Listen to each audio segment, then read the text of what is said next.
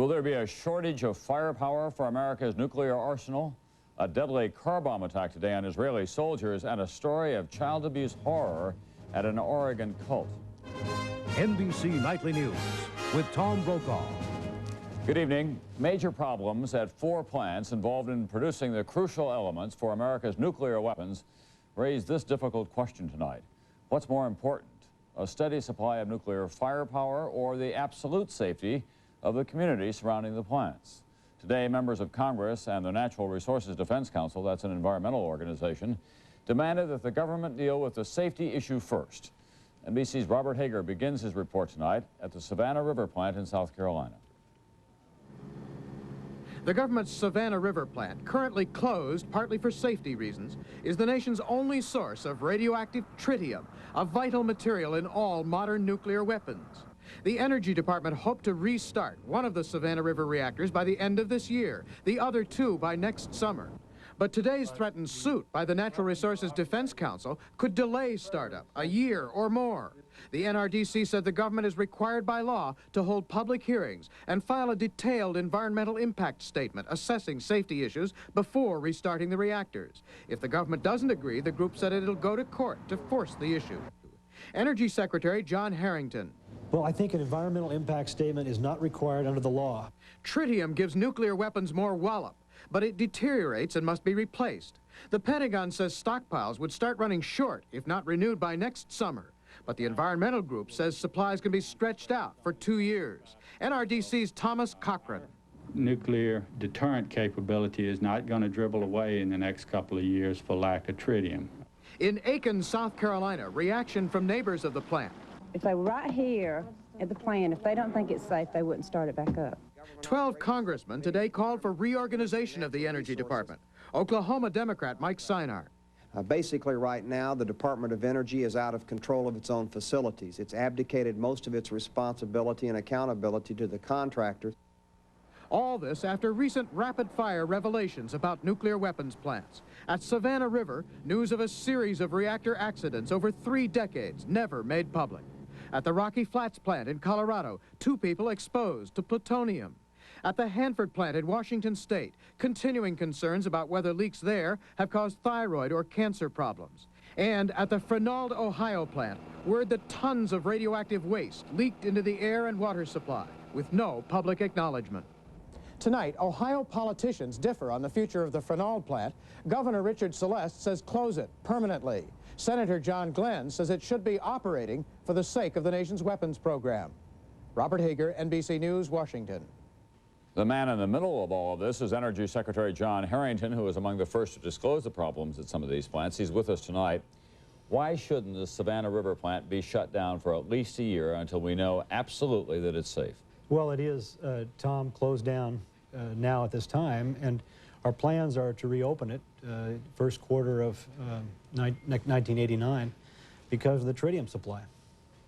But the fact of the matter is, will you know when you open it that it is absolutely safe for the community given the problems that you've had in the past there? Yes, I think we will. We have a lot of experts looking at this. These reactors have a tremendous operating background or experience.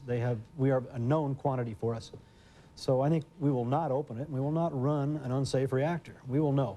But if the Natural Resources Defense Council is successful in court in forcing you to file an environmental impact statement, it will be at least a year that you could be tied up, right? Look, an environmental impact statement for K-reactor in Savannah River is not necessary under the law, and the year delay would jeopardize national security on the tritium production. Mr. Harrington, this could cost, what, $150 billion to straighten it all out over 40 years? I think across the board in all facilities of the weapons complex, we're talking $100 to $150 billion over 40 years just to fix the environmental problems. Doesn't Congressman Mike Seinart of Oklahoma have the absolutely appropriate question that there has been a dereliction of duty on the part of the Energy Department, that you've allowed the contractors to run these plants as they see fit? No, I think we got where we are today by not enough self-examination, not proper procedures, and an aging facility that was allowed to go to seed after Vietnam for 15 years. And I think it's important to define, Tom, that we are not talking about commercial reactors in this country generating electricity for peaceful use. These are weapons reactors owned by the federal government. And you think you can come up with $150 billion? Well, my job is to take care of this problem, not only past sins, current operations, and future. And with the leadership of people like John Glenn, we're going to do it. Thank you very much, Mr. Secretary, for coming on tonight. Thank you.